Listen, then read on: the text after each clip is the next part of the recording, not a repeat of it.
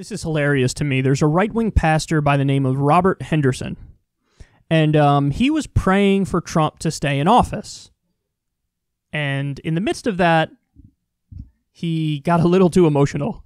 We petition the courts, and we ask, Lord, that as it is written in the books of heaven, as it has been ordained in the councils of heaven, that President Donald J. Trump shall be reset and shall be reseated as the President of the United States of America. You, Lord, will arise and you will cause my President,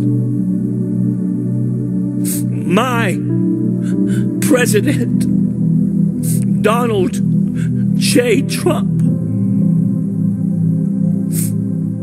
to be reset and to be reseated. Jesus, would you grant that it would be done, Lord? I think those were real tears. I don't think they were fake. I've seen fake tears before. That looked real to me. Oh, I loved every part of that. It was so awkward with the person like playing the instrument in the background. I don't know if you caught that. Go back and watch it if you haven't. If you didn't like take note of that the first time. There's a guy just playing in the background. Sort of like into the music too, like. And there's this lunatic on the brink of tears and then outright sobbing for Trump. There's something about Donald Trump that's like old white man kryptonite.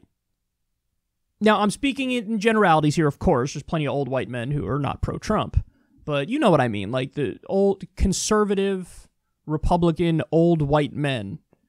They just connect with him on another level, man. I've never seen anything like it. I wonder what it is.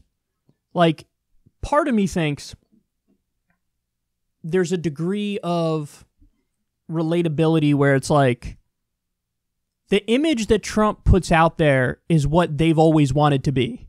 So that image is like, you know, like big boss man, rich capitalist leader who tells people what to do all the time and is in control, barks orders at people, no filter. They love the no filter part because in their lives they feel like they always have to, I can't be politically incorrect like I want to be anymore. This ain't right, man. So I think it's a lot of that. It's the image of like the hyper efficient capitalist who's the boss who tells people what to do. And they love that and they relate to that and they want to be that. And I think the no filter thing makes them believe like, oh, he's definitely fighting for me because he tells it like it is and doesn't, you know, abide by the stupid decorum rules of society. I think they think that that's liberating in a sense and they wish they could be like that. So they sort of live vicariously through him in that sense. I do think like Melania as his wife, they think she's super hot and they're like, man, I wish I had a wife that looked like that. They do some, you know, Trump does something to these people. Trump is old Republican white man kryptonite. And I really do think those tears were legit. I think that guy's actually really fucking sad that Trump is going to be out of office. Please, God, let Trump be back in office. I want more tax cuts for the wealthy where I don't get a penny more.